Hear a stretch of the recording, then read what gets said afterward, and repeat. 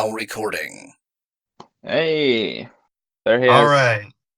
There he Last is. time we're hearing that beautiful voice. This decade. And this year, this Yes, week, that this day. often comes with the fact that it's also the end of the decade. The decade kind of comprises I all think of the those. decade's a little bit bigger. But this is the last time we'll be hearing Craig this evening, guys. Can you believe that? That only happens every time. I can't True. believe it. Although it's only 12 in the afternoon for me. Haha. Oh, okay. Aha. It's almost 11 for me. Because we are totally recording this episode on New Year's Eve. Sure. Yeah. So, hello, podcastlers, and welcome to the final episode of the 2010s. I am joined by Philo, Hello. Kalamacal, Hello. and Beaver, not the gaming Beaver. Greetings, citizens. And I cannot tell their voices apart, so this is going to go downhill very quickly. I'm so sorry, guys. But, yeah, end of the decade.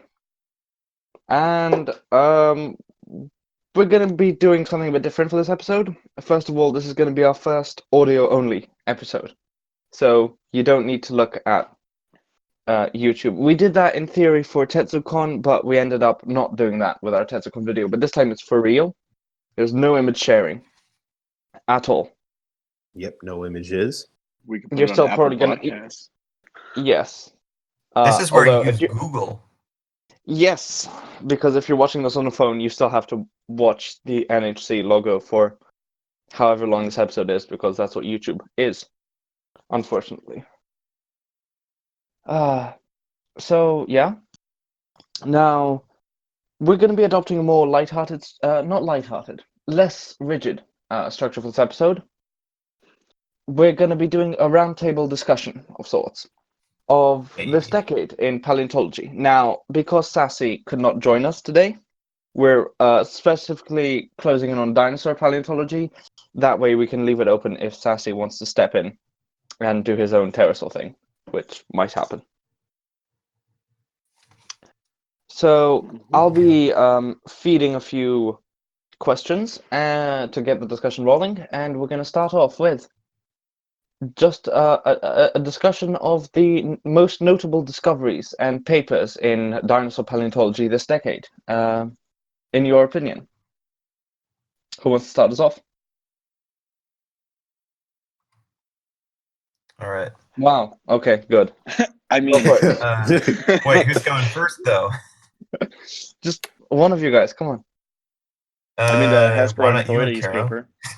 Okay. Hesperornithoides, starting recently. I mean, we don't really have much to say about it since we already covered it when it came out. This was quite big. Yeah. I mean, did a lot. The phylogeny and all that stuff. Yes, we and already it covered it.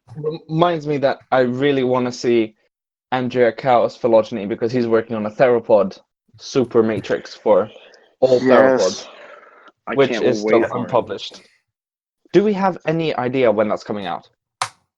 Oh, No. No idea. No idea. I think probably. I'm like, I don't know, but I'm just thinking like 2021, probably. Possibly. It's going to be a long time. Hopefully. By that time, Akaro's going to have grown a beard that's twice as long, and by that time, I would have been in college. Become Oh a wizard. God. Yeah, the last we heard of Andrea Cow's matrix was when Asphalto Venator, which happened, which could prove big. It hasn't really shaken much up yet, but Andrea Cow argued that it boots Spinosauridae out of Megalosauridae, and also shows that several already named and described taxa in this new matrix with Asphalto Venator turn out to be basal spinosaurids. Pretty epic sounding. Yeah. So, very big hype Interested. for that. Can't wait to see Sadly- what's proposed. Yeah, sadly that doesn't really count because as part of our 2010s discussion because it hasn't come out yet. Yeah. Speaking of I'm- Spinosaurus, though, 2015 redescription. 2014, wasn't it? 2014? 2014, yeah. Although Yeah. I'm gonna be honest, that paper's kind of crap. It's like a few pages long. Yeah, don't worry about swearing now because of COPA. There will be no more censoring. But Damn you, don't go out COPA. of your Yeah, way boy. either. No slurs. No So- slurs, guys. No slurs. Yeah, no slurs, but cursing is fine. Yes, 2014 Spinosaurus. That's a terrible Ooh. paper. Terrible paper. Terrible Yeah. paper. Brings Well, I mean, back it's from bad science, memories. so what are we expecting? Bro, it brings back bad memories, though. It Like does. awful, I mean- awful memories. Knuckle Walker Spinosaurus be like, I Here's the actually had the thing. National Geographic issue. Oh boy. That's an issue. Yeah. Um, Although let's be honest, Borealia pelta's issue is way better than Spinosaurus's. yeah. yeah. On the note of knuckle walking Spinosaurus, while I agree that consensus and the evidence presented absolutely does not match that hypothesis, they do mention in the paper that the shoulder girdle or something shows specific adaptations for knuckle walking. Of course, they don't elaborate because the paper is just 4 pages long. Just like, I yeah, mean- maybe, and then that's it. I mean, it's a science paper, so it's not really anything much to speak of. However, may I put in my 2 cents for possibly one of the best papers from that year regarding Sure, go ahead. taxa with better remains? Who remembers when Dinochirus got better remains? Yeah. And yeah. extra points Oh, for yeah. whoever I grew up remember. with Dinochirus being basically a mysterious dinosaur that we were probably not going to get anything from. I've Yep. only heard it. I only heard of it like a few times when I was little. Yeah, I Yeah, heard like, of it. For a it bit. was like everyone called it the mysterious dinosaur that no one knew Yeah. about. And Yeah. then 2014 publication of. That's a great paper. That's a goddamn amazing paper as well. It was And a especially- blessing. Especially much better because Dinochirus was featured in this year's NHK documentary on dinosaurs, where also at the same time there was a dinosaur expo in Tokyo where a full skeleton of it was mounted, which is pretty awesome because Yeah. it's truly gigantic. It's True. Mhm. really amazing. So yeah, that's true. That's a great standout discovery.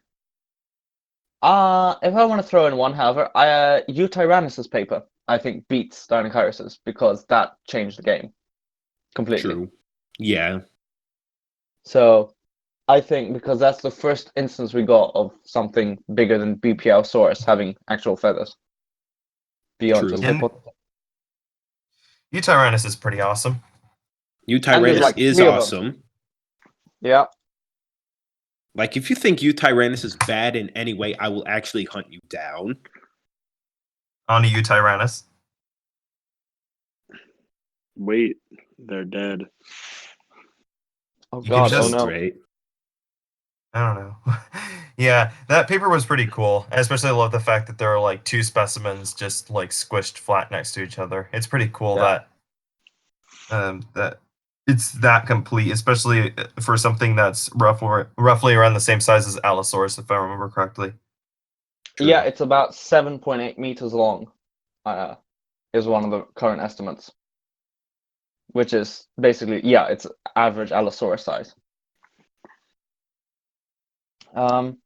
There was a big debate when it was published as to whether or not it truly was a basal tyrannosauroid, but that's been pretty much killed off, and it's properly cemented as a proceratosaurid. Yeah. Now, Tyrannus was in 2013, but I'll actually like to try and take us back to 2014.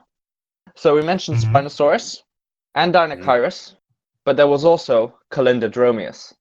Oh yeah, it's Oh. Calindrodromius. Oh, yeah. Oh yeah. I remember Calindrodromius. Cute I mean, boy we did he is. have, we did have Tianulong in the early 2000s, but I mean, that wasn't as awesome as like say dozens upon dozens of fossils of this small ornithischian dinosaur from all across the body, including several different types of integumentary structures. Yeah. Basically, a complete picture of this animal, which is very awesome. Yeah. We might do a more in-depth episode on Calindrodromeus. I'm waiting for this recent study on Calindrodromeus' feathers and melanosomes to be published. I think that would be a good instigator. Calindrodromeus has fallen under a bit of fire and questioning, a bit among the scientific community, but also among the armchair community that we belong to. Let's say the paleo fan base. That's a really tricky way to categorize ourselves. I don't know how one would. But anyways, because Calindrodromeus' integument was initially proposed in the paper to suggest a homologous origin for bird feathers at the base of dinosaurs, with between Calindrodromeus feathers and theropod feathers, implying that filaments were basal to Dinosauria. And some people question this because some of the integument on Calindrodromeus is honestly completely unique. There's one kind of integument which is 6 ribbon-like strands from a single scaly plate, which is unheard of. But there was an SVPCA presentation earlier this year arguing that it is indeed quote-unquote feathers, like primitive feathers. Personally, I'm in favor, not necessarily for the ribbon-type ones, but there's other filaments on the body that appear to be homologous to theropod filaments. Yeah. Like the fuzz. Yes. To use the technical term, of course. Fuzz. Yes. Yeah. Also, might I add something about Calindrodromeus that is somewhat interesting about its history? Okay, Yeah, go so roughly before the paper describing Calindrodromeus was released, 2 paleontologists, Vladimir Alifonov and I forget what something Savelyev, they published a paper on 2 ornithischian dinosaurs from the Transbaikal region of Russia, which were named Dalrosaurus olovus and Calindapteryx ukreica. These actually turned out to be stolen specimens of Calindrodromeus, and the same, I think, is goes for the supposed ornithomimosaur Lepidopterosaurus natatilis, which was, according to Savelyev and Alifonov, swimming scaly ornithomimosaur with basically scaly hands. It's a really weird thing, but it just turned out the scaly hands actually just turned out to be Calindrodromeus feet. Good. Which I think it's kind of funny. Kind of, yeah. Good. Oh that sounds like some early 1900s swimming compsognathus level. Exactly. Yeah. Although that's horrible. Swimming compsognathus was around the 1970s with Vidar et al. With their description of the compsognathus in the Var region. It sounds very pre-Backer, let's say, before the whole Renaissance. Yeah. Level paleontology, which is weird. Wait, did Alifonov and Savelyev only name 2 ones that were Calindrodromeus? Or was there a third? 3. 3. Calindapteryx, Lepidopterosaurus, and Dalrosaurus. That was 2015, wasn't it? 2015 and 2014. Dalrosaurus and Calindapteryx in 2014. Lepidopterosaurus in 2015. Also, Savelyev is a neuroscientist and not actually a paleontologist. He has also co-authored some papers on Mesozoic birds, such as Cerebavis, and has also proposed that birds are derived from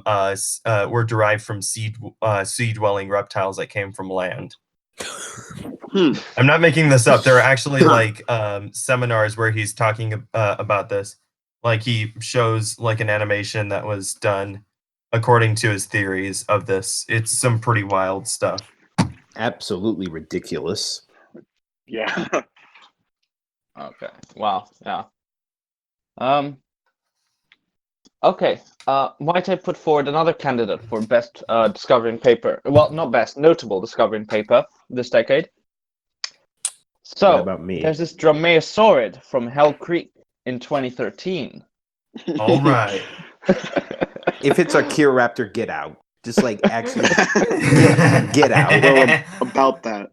We don't need. I mean, there's no other one. Bias. It's just a maxilla and a dentary, a caro. And postcrania, which will be described soon. Don't forget that. Yeah, that's cute. But we know that the decade. best Hell Creek Dromaeosaurus Dakotaraptor with its turtle plastron furcula. Oh yes. Turtle plastron furcula. I must defend Dakotaraptor, or rather, I must defend the Palmadisc, has been removed from the holotype since the error was noted. Yeah, I know. Yeah. That's good. What sucks is that the museum it's at is actually in a shopping mall, so I don't know if it's available for study. Oh god, okay. Yeah, it's here's the thing. If you were to look up where Dakotaraptor's fossils are held, it's over at the Palm Beach Museum of Natural History. Now that specifically is over at a mall in Florida. Compare with the Hunu Mall in Ulaanbaatar, where the dinosaurs are actually in the collections of the Mongolian Paleontological Center, and I think they're available for study, and also they're free to the public to see. While there are also collections for the Ulaanbaatar Paleontological Center, so it's I don't know. It just seems really odd that dinosaurs would be at a shopping mall, especially ones that are like original specimens, and I guess important to science. Any other notable papers? Fuliang Venator and Velociraptor.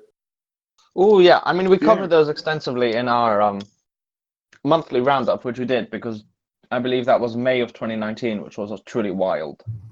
I love Megaraptorans and Coelurosaurus. So Fuliang Venator and Velociraptor were like super exciting for me. That sounds pretty awesome. Yeah. For Especially a moment, since, shall I? Yeah, go on. No, you first. I especially like that they're from Thailand. That's the most exciting part for me anyway. Anyway, you may continue now. Let's move the spotlight away from theropods for a moment. Okay. Oh yeah. We must talk about something else. Sauropods, to be specific. Yes. Oh, okay. Wait, what was described this year in sauropods? Not this year. Oh wait, no, sorry. 2010s. Oops, hold on. 2017. A contender for Argentinosaurus. Patagotitan. Which was originally announced around, like it was announced like at least 3 years earlier, right? 2014, yeah. Yeah. A few months before Dreadnoughtus was described, which led to some confusion, but it was soon realized that Patagotitan, the then unnamed Patagotitan, was a different specimen from Dreadnoughtus for most people. And then Patagotitan got a David Attenborough documentary, which aired in early 2016 or 17. I forget which one. And then was published sometime in 2017. Another kind of underwhelming paper, to be honest. If I remember correctly, the supplemental materials were bigger than the paper itself and far more interesting. So, kind of disappointing, and it probably doesn't hold up to scrutiny against Argentinosaurus. Although, that being said, because Argentinosaurus is still far more fragmentary than Patagotitan, if we do have a better picture of Argentinosaurus sometime in the future, it might get downsized and tip the scale in the favor of Patagotitan. But as it currently stands, if we give Argentinosaurus somewhat Patagotitan-like body plan, Argentinosaurus does beat it out by a few tons. Yeah, true. But then in 2018, a dinosaur formerly known as being even bigger than Argentinosaurus was also not described, but redescribed. Not a new species, but a new genus, Marapunisaurus. Oh yay! Taxa. Yeah. Thing is, it was actually too. Oh yeah, it was described by Kenneth Carpenter, which was this dinosaur had actually been part of his career for some time. He had written some papers about quote unquote Amphicoelis fragilis for like ever since the 90s. So it was only fitting that he was the author of this paper. Amphicoelis fragilis is based on a single vertebra, which now lost. Yeah, and yeah, it's only illustrated, and apparently, from what we can see of it from drawings and such, it is 2 meters tall, indicating quite a large sauropod. Yeah, however, it's big. Kenneth Carpenter slightly downsized it by arguing that it's in fact a Ribachysaurid and gave it the new genus. However, some members of the community, like Spino and Wonderland, have argued that it is in fact much larger than Carpenter's estimate on account of Carpenter using a more traditional short-necked rebatorsaurid bull plan, whereas in reality an animal such size would need to convergently evolve a long neck in order to reach enough food without moving around. So, because it's a single vertebra now lost, probably won't know that much more, but it's nice to have it in a taxon and a good idea, a much clearer idea of its phylogenetic relationship as well. It is forever lost in time. I do have one big complaint, though. Yeah. Why would you name one of the largest sauropod taxa and give its name the word puny in its name? Ironic. Yeah.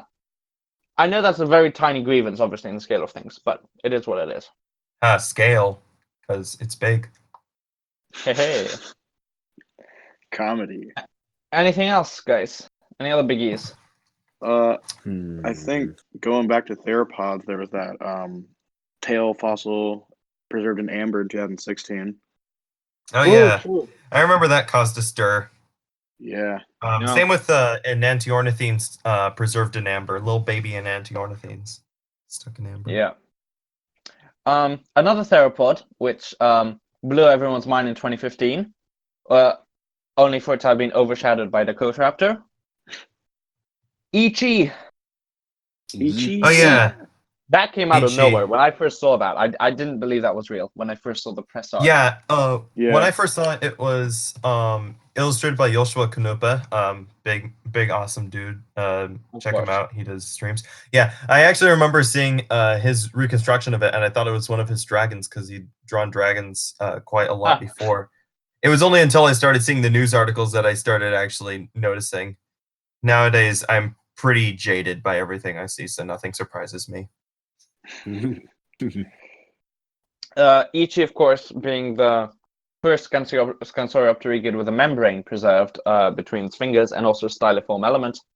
This was readily criticized by some, but Ambopteryx's publication earlier this year, which we covered in Paleo Month, reinforced this and basically solidified the idea that yes, some, if not most, of Scansoriopterygids gained the ability to fly through bat wings, so to speak.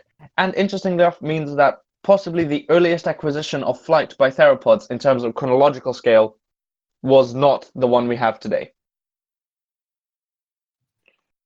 Yeah. Which is weird to think about.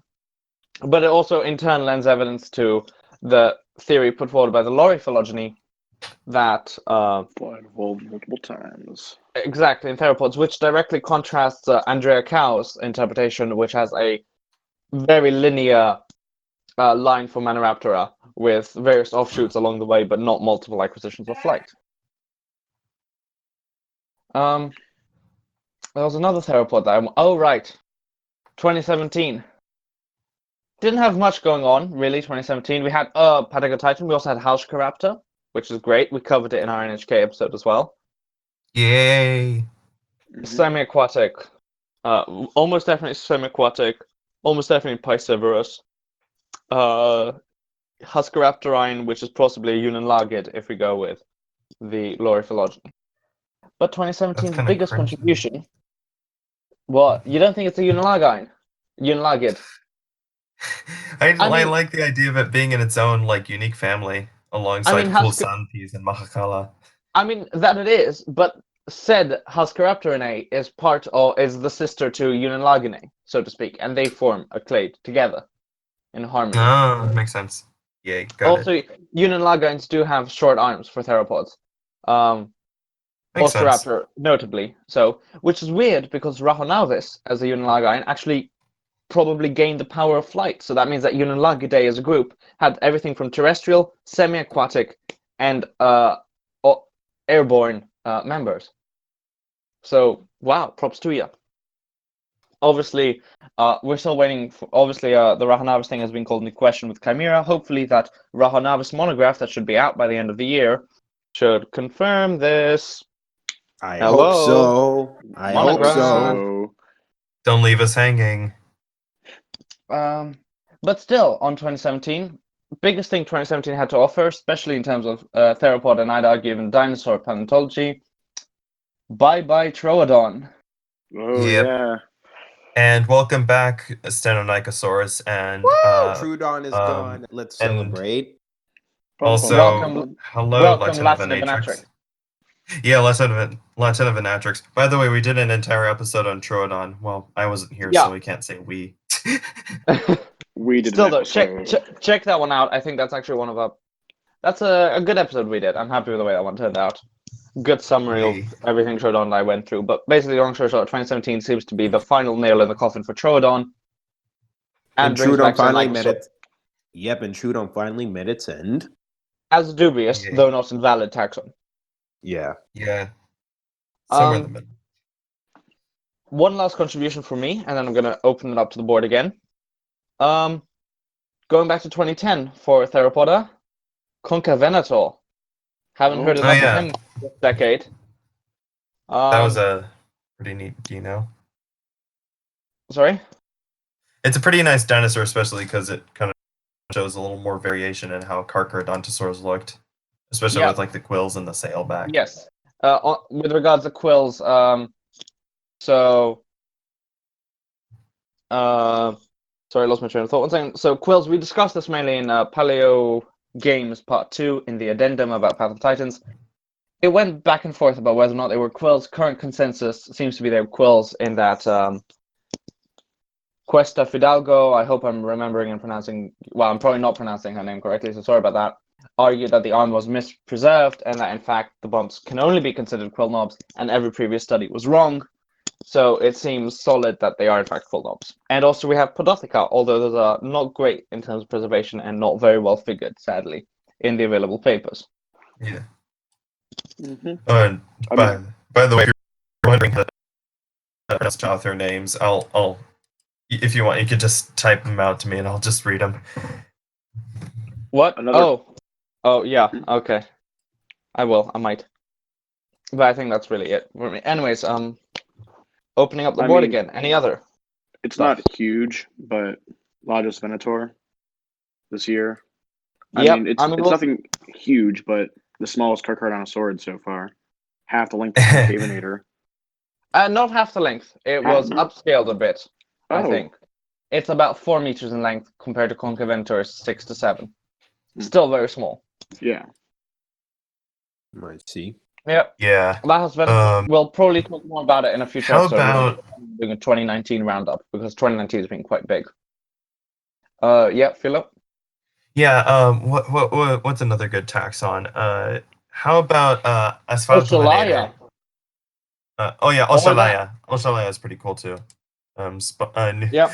I think like one of the only good Spinosaurs of this decade besides Valleybonavenatrix, which is Valleybonavenatrix. I call it. It's Valleybonavenatrix. What? Because double L's in Spanish constitute y sound. Always, yeah. Actually, I'd argue Ocelaya is not that great on account of it being just a snout tip and ashes. Okay. Oh. Thanks. I mean, he isn't wrong. You're not wrong, but yeah.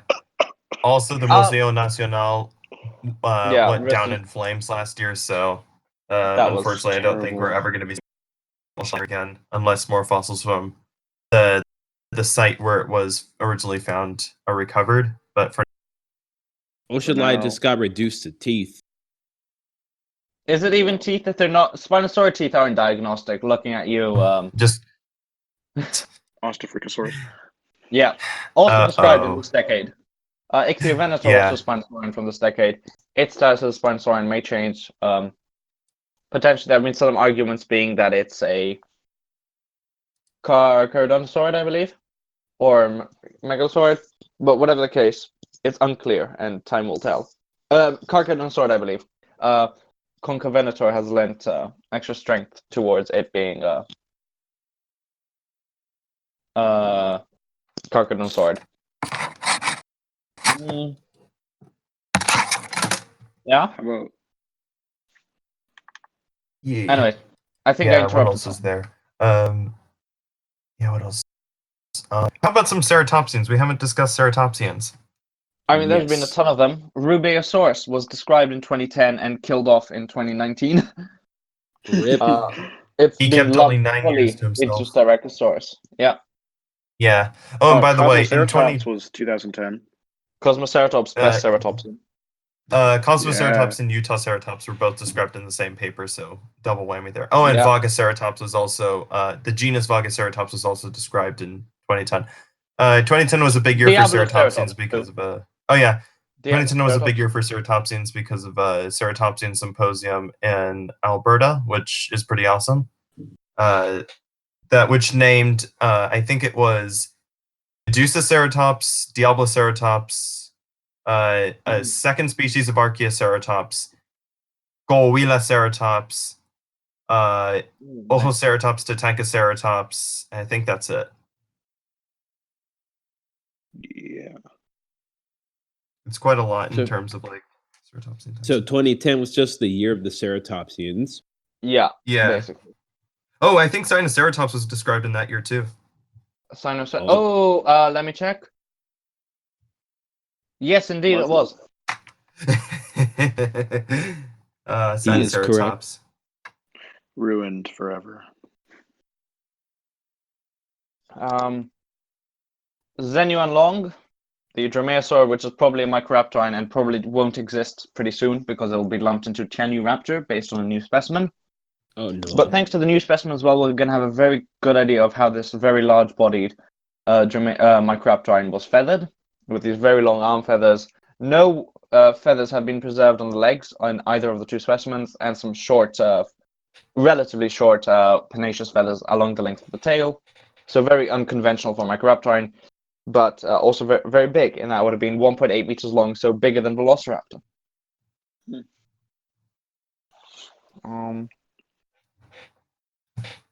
Yeah.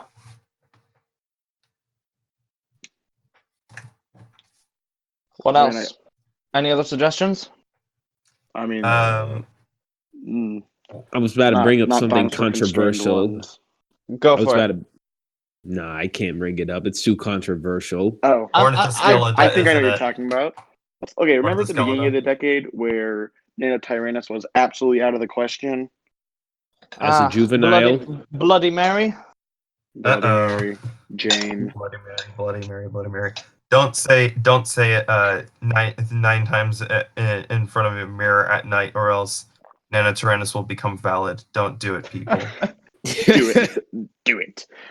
That's what I would Rexy say, will do. I would say Nanotyrannus is a topic for another episode, but it probably never will unless there is some clarity. At the current stance, it is dubious. There really is not a strong consensus. The majority of scientists do lean towards it being an invalid young Tyrannosaurus, but there are some scientists still advocating for it being distinct, and there's a lot of undescribed specimens. There's Laurel, and the tooth count thing, and the arm portions. I mean, ignoring all of the actual evidence that suggests differences, and that must be taken into account, obviously. I'm talking in terms of actual consensus and clarity. We've got Laurel, which should be described sometime soon, a juvenile Tyrannosaurus that has differences to Nanotyrannus specimens, purported quote-unquote Nanotyrannus specimens. And we've got the Bloody Mary specimen. Jane has never been formally described in a paper, so Carr is working on that. So yeah. My man. No real need to get caught up and antsy about it at this point, taking a firm side. Let time tell. Arguments have been quite heated. Too heated for their own good. I'm actually going to be bringing up a question later about controversies in dinosaur, or we might expand that to ornithopter and paleontology as well over the decades. So this will definitely come up again later on in this episode. Any other discoveries? I mean, I've got one. Oh, go on. Oh no, go ahead. A double bill, Siach in 2013 and Moros in 2019. They would have shared the same environments, one being a giant Neovenaturid and the only confirmed Neovenaturid outside from Neovenator, the other being a small-bodied Tyrannosaur. And what this interestingly suggests is that initially suggested by Siach's discovery and later further reinforced with Moros, is that Carcharodontosaurian theropods, or at very least Allosauride theropods, were keeping the size cap on Tyrannosaurids in their evolution, and once they were defeated or extirpated, to use a certain SVP term, just died off. After they were all hit by the big disease, Tyrannosaurids managed to expand in size. So that was an interesting double bill. And then Suzuki Tyrannus came along and stole the fame by being an even younger, smaller-bodied Tyrannosaur. Yeah, and also so being Moros with much its more 2 complete. months of fame. Much more complete. Sorry. Yeah. And also multiple specimens. It's 2 specimens. Granted, neither of them adults, but still. Yeah, that's right. Of course, it could have gotten a lot bigger. Well, not a lot bigger, I would say. I would say like max size cap at around 4 meters, possibly. So actually, that is a valid point. That's what True. I meant. I didn't mean like super big. Bigger than Moros could have, so that's fair. Yeah. There is apparently possible undescribed large Tyrannosaur material from the formation, which I really need to get back to contacting Kirtland about. Because he mentions it in a paper in 2001 and never elaborates on it since, about a larger taxon of Tyrannosaur than at least one Suzuki Tyrannosaur remains. But we'll see. All right. Okay, this is gonna be controversial, but that second species of Tyrannosaurus that we've all been no talking about spoils. recently. No spoils. That's not something that's come out. Nothing that's. First of all, that's likely embargoed. Secondly, that's not actually out yet, so it doesn't fall under the category of 2010s. I know. Hopefully, it will. Hopefully, it will open in the 2020s. It better. Yeah. Also, riot. How about the Carnotaurus mummy? Is that 2010s? No. Carnotaurus. That's we only have one Carnotaurus fossil. Oh yeah. Oh my gosh. Yeah. I am a fool. That EB, but we forgive. We all forgive. Yeah. We had Fukui Venator, Chilisaurus as well. Chilosaurus is awesome, mainly because of the ability, basically it having an avian arm folding ability, which is pretty unique. Also, a swept back pubis. There's only, I believe, I'm only aware of one other dinosaur that has convergently evolved avian folding from outside of birds, and that is, of course, Australovenator. Clearly, creeping through the Cretaceous time. Clearly, Chilisaurus is a basal megaraptor. Oh goodness. Oh boy. It's just a dinosaur, though. Let's be honest. There's not really any clear classification for Chilosaurus other than it's a dinosaur. Yeah, same goes for Fukui Venator, funnily enough. Both 2 weird boys. Although Fukui Venator is probably just some Maniraptor form basal to either like Ornithomimsauria or Therizinosaurus or something. But it's probably a basal boy within those groups. But Chilisaurus, we really have no clue. The biggest mess. Yeah. More so than Spinosaurus. True. Yeah. 2014 there was Kiantaosaurus, Pinocchio Rex. Oh, Kianjusaurus, yeah. Might I also add, it was from the same formation which previously had a ton of it was basically a bunch of Oviraptorosaurs. So looks like Chianjusaurus had a bunch of things, had quite a decent amount of Oviraptorosaurs to eat, that being Tongtianlong, Huanansaurus, Banji, and Corythoraptor, all of which were described in the 2010s. You guys probably don't want to hear how I butcher the name. That's fine. You want to know how I call it? Yeah. Go ahead. I just call it Quianzuhausaurus. I know that butchers the name horribly. That is, you've thrown some extra letters in there. You know that, right? You've added a whole other syllable. You've created a whole new word. You've created a whole new dinosaur. You can use it when you finally write that down. Write that down. Can we just have Qui-Gon Zoosaurus? Just Qui-Gon Zoosaurus next time? Why not Qui-Gon Jinnsaurus? But it's gotta get like it's gotta have evidence of being impaled. Oh my. No, either evidence of being impaled or just a single vertebra. Just a single vertebra. One of the two. The vertebra that got chopped. we're going to be skirting around that particular taxon, but you all know which single vertebra taxon we're referring to. It's not a vertebrate; it's like a bit of a skull, but All right. whatever. We care. We're going to try and snap that name from existence. Moving on. It's pretty good because like all other alliramines are just like kind of fragmentary and not articulated. But yeah. And got long snouts. Yeah, which is pretty cool. We also got Teratophaneus in 2011. Teratophaneus, yeah. Very good fossils, several specimens. That are undescribed. But hopefully will be. One of which is actually juvenile, which I've seen in person over at the Natural History Museum of Utah. It's pretty decent. I mean, so we've got the juvenile, we've got the sub-adult holotype, and at least one adult. Yep. Yeah, the adult, which is very complete. So that's always good. Already a better growth series than any other Tyrannosaurine. Except for Tarbosaurus or Gorgosaurus. Oh yeah, Tarbosaurus for sure. Are Albertosaurines Tyrannosaurines though? I think not. Albertosaurines. Oh shoot! I didn't know we were talking about Tyrannosaurines. I thought we were talking about Tyrannosauroids in general. Oof. Guanlong, my favorite Tyrannosaurine. Proceratosaur, you fool. Wait, don't talk about Guanlong. Why not talk about Calescus? That was described in 2012, if I remember correctly. I mean, that's cool, but not groundbreaking, sadly. Yeah. Sorry, sir. I only talked about Proceratosaurus. Well, we already talked about Eutyrannus, so we can't talk about Sinotyrannus because Sinotyrannus is basically discount Eutyrannus. We're gonna have to churn our heads harder. I mean, not notable, but Jinbeisaurus more derived than Suzuki Tyrannus. Oh God.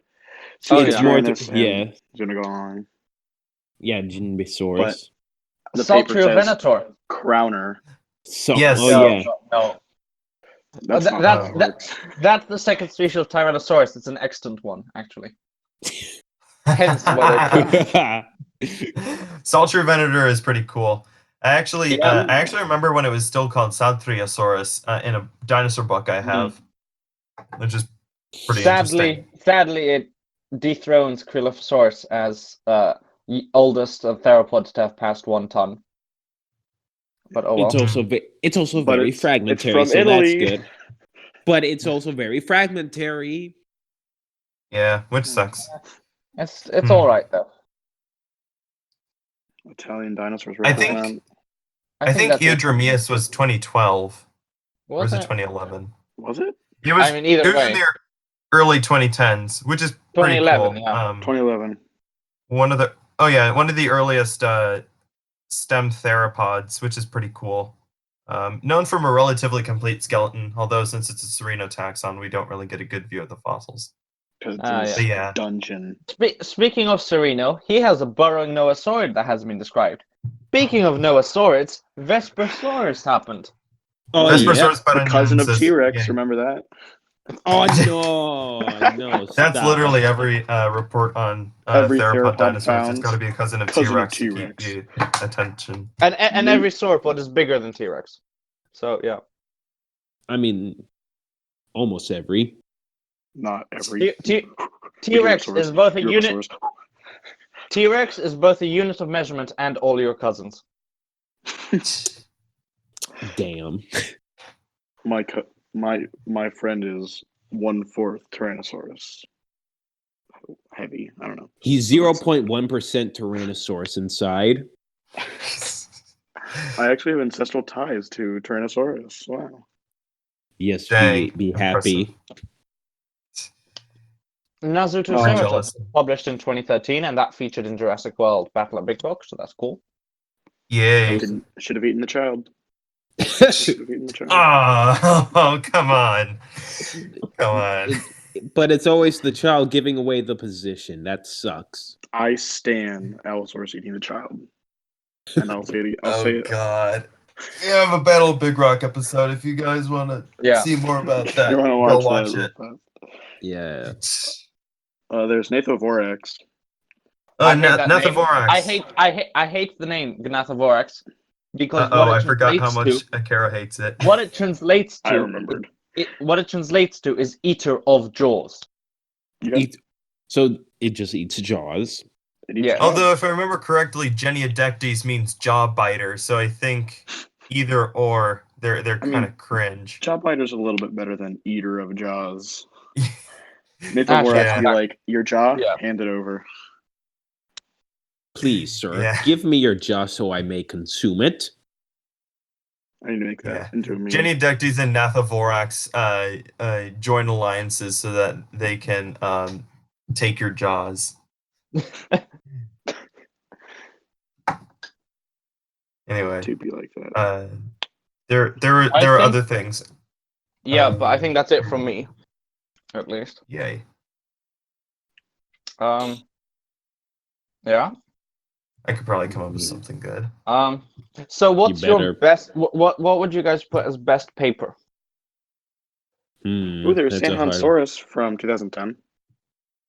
Which one? Oh, Sanjuansaurus. average. Oh, Average, Sanjuansaurus. It's alright. It's average.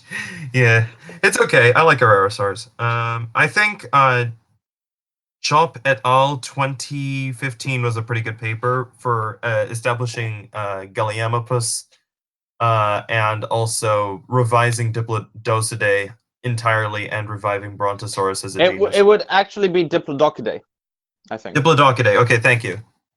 It's Diplodocus, not Diplodocis. To each their own. Just kidding. No. If you call it Diplodocis, I will hunt you down. I don't call it Diplodocus. Diplodocus, I call it Diplodocus, but I don't know how accurate that is. There's a blurry line for that one. I mean, it also depends on how much you value also the older pronunciations that English would have had. For instance, Silophysis would have originally been pronounced Silophysis. Yeah, well, let's not get too off track. Yeah. Unless we're going to talk about Silophysids. No, my vote for best paper is Eutyrannus. Because it changed all of it. It changed a lot of things. Yeah, and without it would still be into done. Yeah. What about the? I'm sorry. I go with Eutyrannus for sure. Kalamico? Eutyrannus. I'm not gonna lie. This is I win. All right, now, Akira, we're gonna have to change our channel sign to a Eutyrannus skull. Please. That's for season 2. We're gonna go to season 2 eventually. Oh yeah. Yeah. Please make it happen. All right, let's get Dean in on that. Yeah. Force him to work in the dungeon. Sassy, you have a new job. Question. So we said best paper, but what is your personal favorite new taxon of all the dinosaurs described? Bro, that's actually a hard question. All of them. Yes, I go with I go with even Dynamitera, and Thanos. No. All of them except I would just say Thanos unironically. Thanos is my favorite dinosaur taxon this year. This decade. Philo, you're not returning for season 2. I'm sorry, but we don't have budget for. You have been voted off the island, my friend. And that's how Philo got banned from NHC. Dang. Just for expressing my opinion. Thanos is best taxon, even better than Eutyrannus. Ding dong, your opinion is wrong. If that's your opinion, you're out. Look, okay, I don't want to say just kidding. Wrong. That one, it is. Yeah. Let's see. Yeah. Anyway, favorite taxon. You have to pick. Pick your favorite child. Okay. Woo, that's a hard one. I can't decide though. What's your favorite, Akira? I think I'll go with Cosmoceratops. Teratophaneus being a close second. Why did you take mine? There's really too many to go through, but I probably would say no, it can't be Taurosaurus because that was in the 1890s. I'm trying to think of one, but it's so hard. So many of them. So many of my favorite dinosaurs are a decade older, or even a whole century. So it's hard to even really think of a good one. My favorite dinosaur from this decade, Scrotum humanus. Scrotum humanus. Guys, no. I'm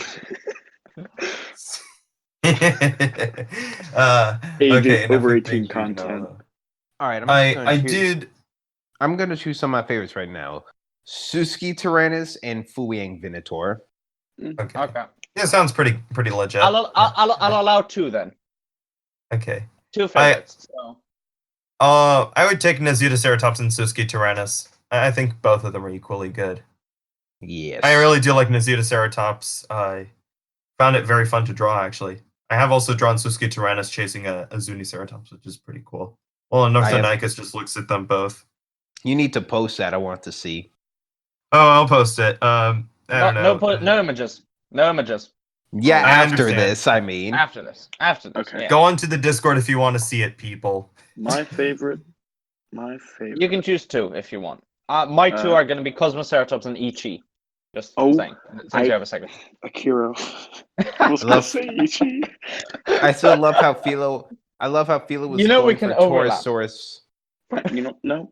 You know what? No, I'm just trying to think of my Ichi and favorite Paleontology. dinosaurs, and I just can't think of anything besides Taurosaurus because like Taurosaurus That's is fine. dinosaurs. Anyway. It's all. You cannot choose. It's from the 1990s. Now get the 1990s out your head. Sorry, guys. No more Giganotosaurus, Sinornithosaurus, or Argentinosaurus, or Crylosaurus. Any of those guys. Kalamacal, do you want to repeat your answer? I'm not going to be a complete bandwagon. I thought of these before Akira said them, but he went first. Ichi, and Paleotitan. Yeah. That's nice. Big Good boy. So That's many very great cute. dinosaurs. So many great dinosaurs. Chosen death. So. And last up, come on. What's your 2? Come on, Philo. You're taking a good. Oh wait, I long just time. said him. It was Nasutoceratops and Suskityrannus. Okay, Nasutoceratops and Suskityrannus. And then for you, Beaver, it was Suskityrannus and Fuiang Venator, right? Right? Yes. Okay. I And said then- yes. Okay, perfect. I did not hear that. It was just a little quiet. Yeah. A quick discussion. What are the standout controversies in dinosaur research this decade? So we already mentioned Nanotyrann. That's I don't know. a big one. Baron et al. 2017. You mean Ornithoscelida? Yeah, Ornithoscelida getting revived because Ornithoscelida was named in the 1800s by Thomas Henry Huxley. So there's that. I'm pretty sure all of us were there. All of us were confused. Some of us probably cried. Some of us were probably angry. I liked it at first, Angry but then I tears. realized it was flawed. Angry tears. Godspeed if also Mickey had- Mortimer finally gets her phylogeny out on it. I mean, she's T-Rex. only doing Maniraptorans. I don't think she's doing the big dinosaur. Oh, no. I think she was doing a rebuttal to the Ornithoscelida paper by making her own phylogeny of it. If that is the case, then yay. So I'd argue that integument has been a big one, especially with regards to T-Rex. Oh yeah. Because yeah. Tyrannus brought up the possibility of T-Rex having feathers because it was so huge. And then Bell et al. Eventually whipped back with a publication of compiled T-Rex skin showing a small pebbly scale, what they interpret as small pebbly scales. I think jury's still out on whether or not it had, on the extent of integument. I certainly think it would have had some integument because there is absolutely no record of any animal known, either extinct or even alive today, to have lost a filamentous integument, especially not that closely related to an ancestor. If you look at everything from elephants, even naked mole rats have a minimal integument. Whales, there's always some extent. So I think tiny amounts of filament would still have been present. The question now, I think, is to what extent. Also, and time will really tell. Coming out soon. I can't talk about it, but we'll talk about it afterwards. Yes. But and lips have been a biggie. Lips. Oh, lips are huge. Carr et al. 2017. Now, there's not been much publication with regards whether or not dinosaurs had lips, which in hindsight is probably a bit of a shame, because when Carr et al. Came out in 2017 showing that, and his paper, although not directly addressing the presence of lips, shows a picture of a lipless Displetosaurus horneri the media leaped on it, and people in the fan base, so to speak, of paleontology, people in the community, also a lot of people interpreted this as evidence for the Spinosaurus hornei being lipless. Then also the Neo-Venator paper came out, which was, and I must emphasize, wrongly interpreted as advocating for liplessness. In fact, one of the co-authors, Darren Naish, who I've met in person, he's a nice guy.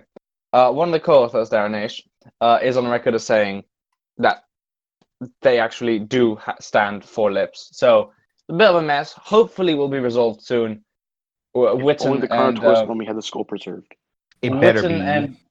Witten and Dave Hone are working on facial integument theropod paper, which is good.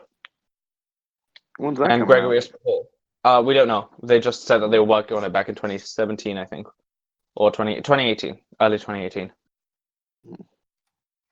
So yeah. Gotcha. Also, the other thing about filamentous integument is how widespread it was, because obviously we had Calindrodromius strongly suggesting filament was spread over Dinosauria. Also, a little shout out to pterosaurs with the unurognathid that was described, suggesting that pycnofibers were homologous to dinosaur feathers, meaning that they share a common ancestry, meaning filaments would have been basal to Dinosauria.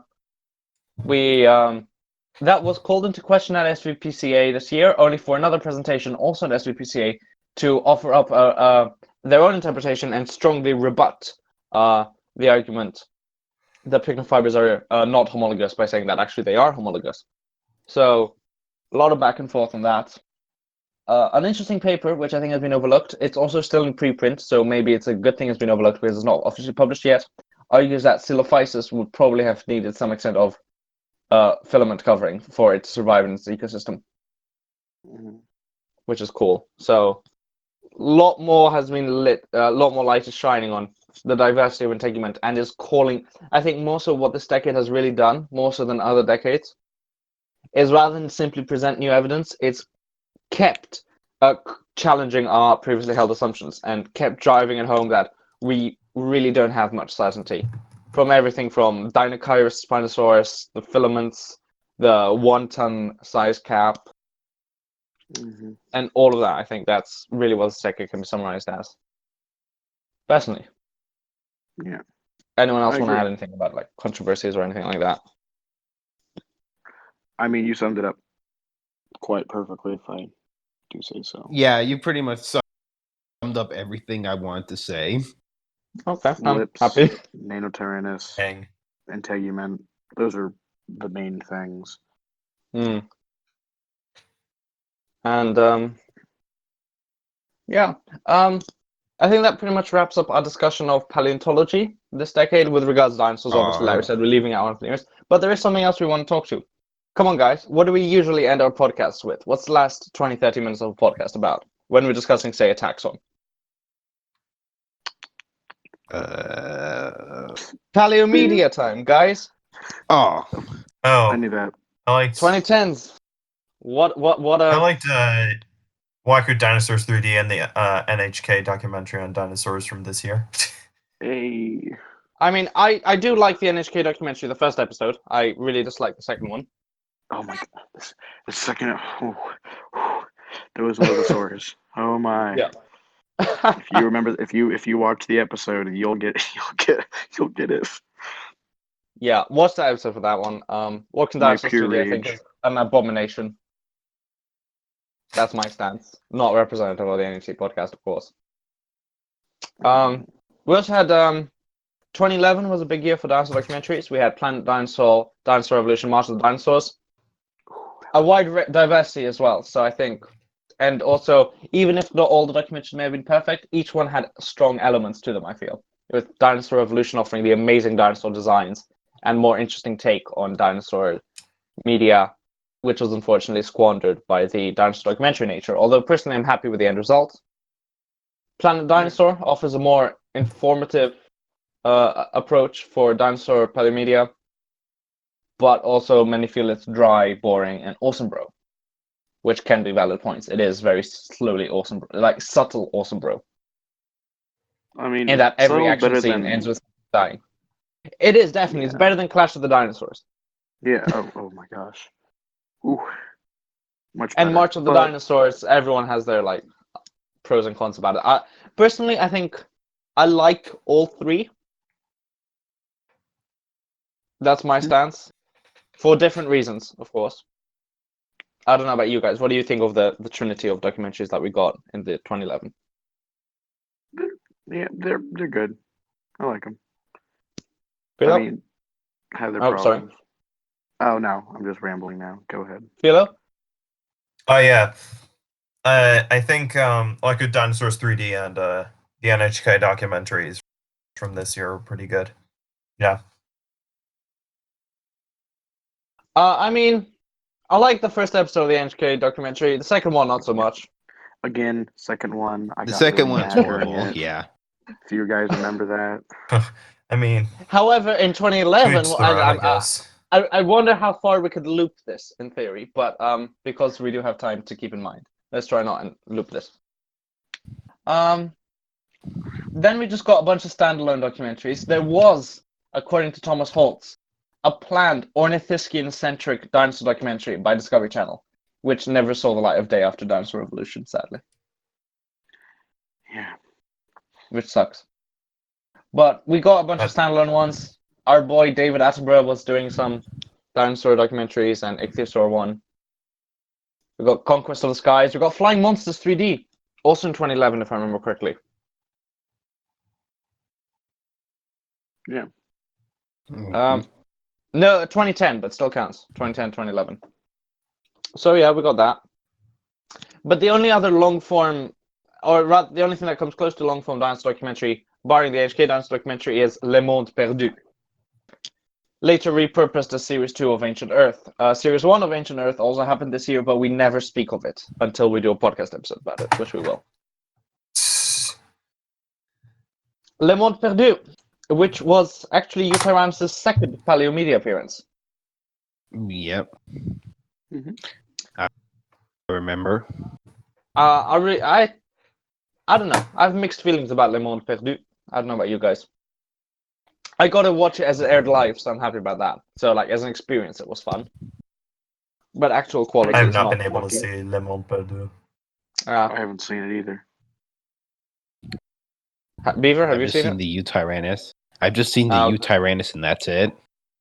Okay, it's all right. It's a good spotlight on feathered dinosaurs, I feel, and it's got like nice to see Sinosauropteryx and all that stuff in better animation than the National Geographic one-offs of the 2000 decade. So it's got its good bits. It's all right, and that's really it for dinosaur documentaries. But we have gotten quite a few dinosaur films. Oh, Jurassic World franchise. That was a big thing. Oh yeah, 2 films so far. Not sure if there's going to be a third movie coming along anytime soon. Oh yeah, 2021. It's already been. Yeah. It was scheduled before the second one even came out. Dang.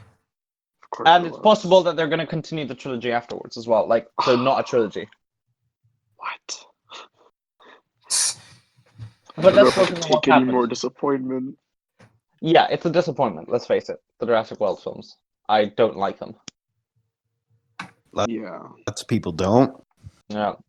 All the kiddos are like, watch. They just there. Zoomers out there are gonna be so ranty in the comments about us liking not liking Jurassic World. Sorry. But my favorite dinosaur is Indominus Rex. I've actually heard people unironically say that, and I've been like, "Yikes, that's kind of cringe, bro." Yeah. It's T-Rex versus Spinosaurus 2. Hey, I mean, just be grateful that we haven't had anything like that in a while. Yeah. We also got 2 dinosaur films from Australia, namely Dinosaur Island and My Pet Dinosaur. Oh. Yeah. Which are meh.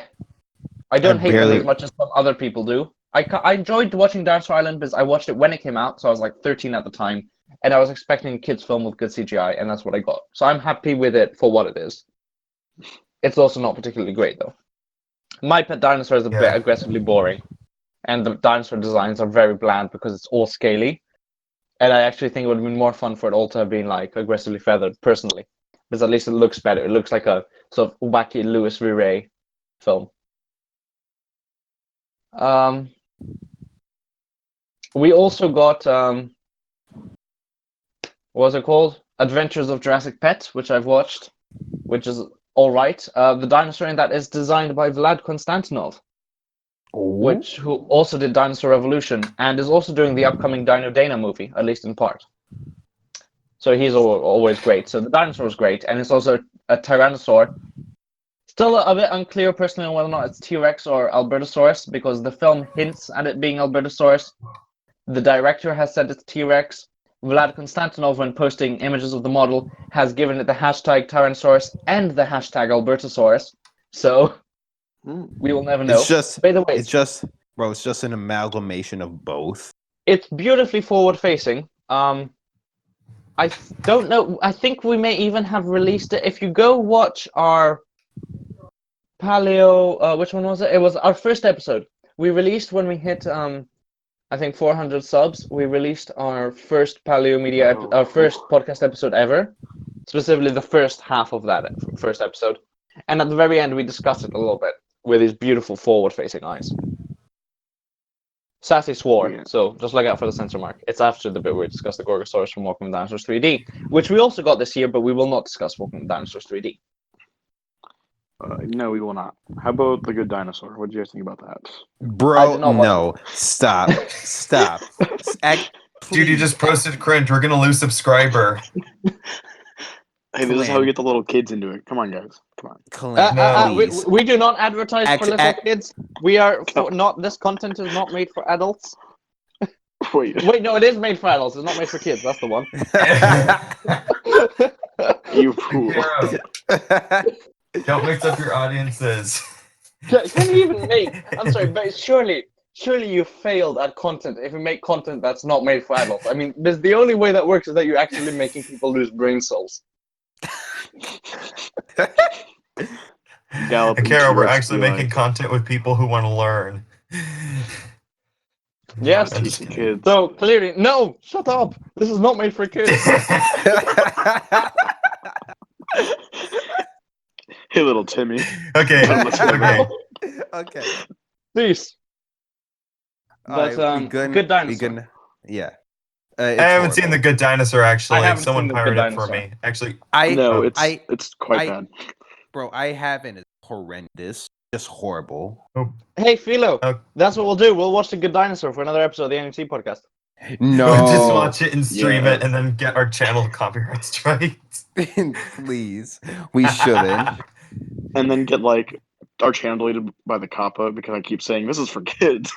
That would be I roast and pepperoni. None of us said it. You know what? What is another kids film, which I actually like, not as much as the original ones, but the 14th Land Before Time film came out in 2015. Ish. Yeah, 2015. And you know what I like about that one, among other things? Tyrannosaurus' first Paleo Media appearance is in a Land Before Time film. Salute. Sounds and it's fully feathered. Nice. It's fully feathered, completely feathered. Yeah, boy. And it's even got a little bit of a thin Proceratosaurus crest, even though that's not preserved in the specimen. They give it this hypothetical extra crest, which is nice. It's hypothetical. It's a speculative reconstruction based on phylogeny, which is honestly, when your Land Before Time films have a million times more scientific accuracy and scientific knowledge behind them than your Jurassic World films, you know you're doing something wrong. Yeah, that's my take. I liked it, and it's got Carnotaurus as well, which is cool. That one's a bit more traditional, retro-y, but it's nice to see Carnotaurus in something. I mean, it has the it's like the T-Rex of the movie, and I really like that. The Carnotaurus. Yeah. Yeah. Yeah. Tyrannosaurs are like the opening baddies, and Carnotaurus appears twice. It's nice. It's honestly very nice.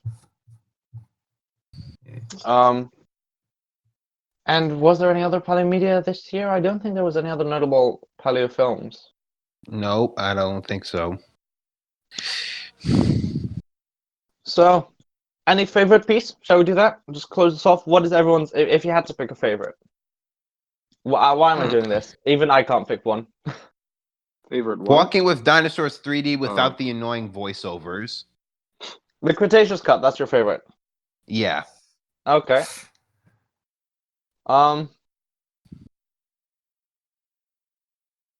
This is Philo. Oh yeah, shoot. I'd probably say Walking with Dinosaurs 3D. Although I do wish I have. Cretaceous cut. Although I do wish to see the Cretaceous cut. I've only seen Walking with Dinosaurs 3D once. Yeah. I would pick. I'm gonna go with Planet Dinosaur because even though it doesn't hit the strengths that Dinosaur Evolution has, it's more solid throughout. And like Dinosaur Evolution, although it has some bits that are much better than Planet Dinosaur, it has some bits that are absolutely dreadful in my opinion, like the random ass killer giant mosquitoes in Antarctica. That chased that Glacialosaurus for like a few minutes. Yeah, and the Kryllophosaurus as well. It also chases that. And then they balance that out with an awesome Kryllophosaurus fight I do like the models. And then they balance that out. Kind of and then they, the models are great, but like, and then they also have the cringe Gigantoraptor chase the dance, which I find is far too over the top. I actually danced that scene.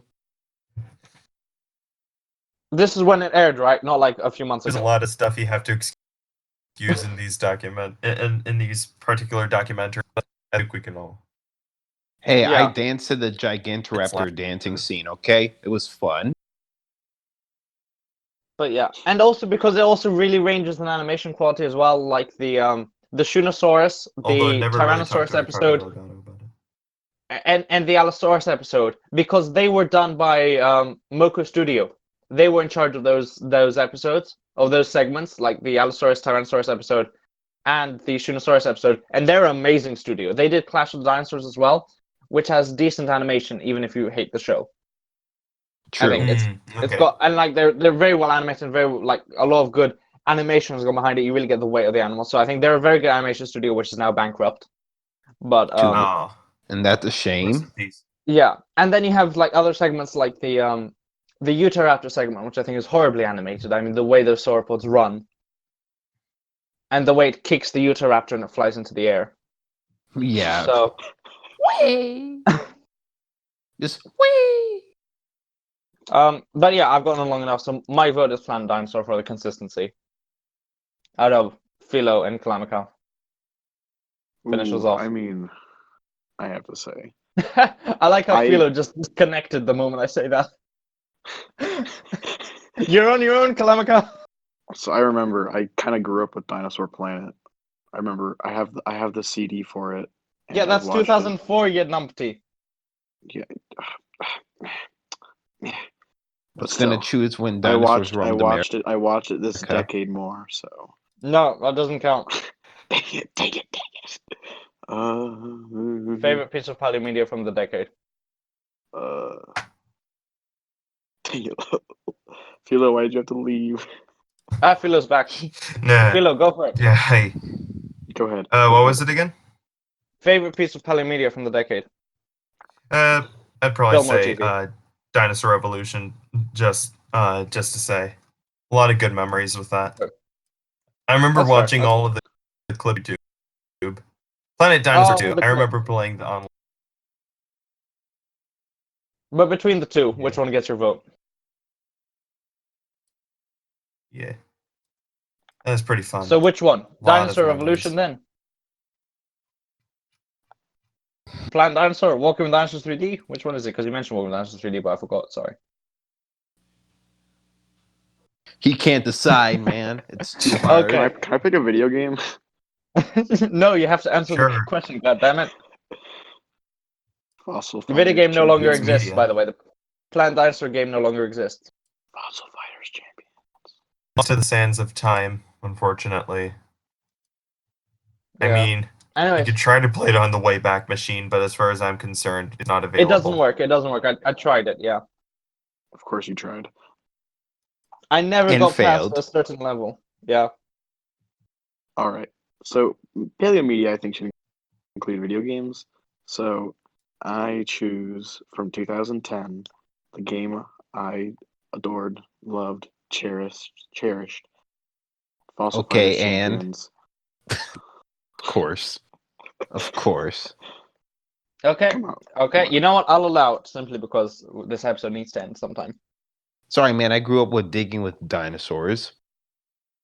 Okay. What was it digging for dinosaurs? I don't remember. I remember I had a game in my Leap Pad, which was some like dinosaur game. I don't know when that's from. That's from like 2006. Oh. Anyways, we've been rambling, I think. Yep. So, Philo, if you want to stick with a variety of media, I'll allow it simply because of time. Sounds good. Okay, I'm allowing it then. So, yes. I'm gonna draw this episode to a close then, and thank you all very much for watching. Thank you all for sticking with us through this year. I mean, we've not been here all the year, but thank you for following us if you have been. And we hope you enjoyed this decade of paleontology if you were participating in it. If not, just as it was a good decade. It was good stuff overall. Yeah. And y'all take care. And I return, fellas. We'll see you in the next decade. Happy New Year. Bye-bye. Bye-bye. Are none of you going to say Happy New Year? This episode is coming out on New Year's Eve. Say Happy New Year, guys. Happy New Year, y'all. Love y'all. Happy New Year, y'all. I hope you love my voice as much as I love you. All good dinosaurs and stuff. Yes. Rahanavis Monograph, where are you at?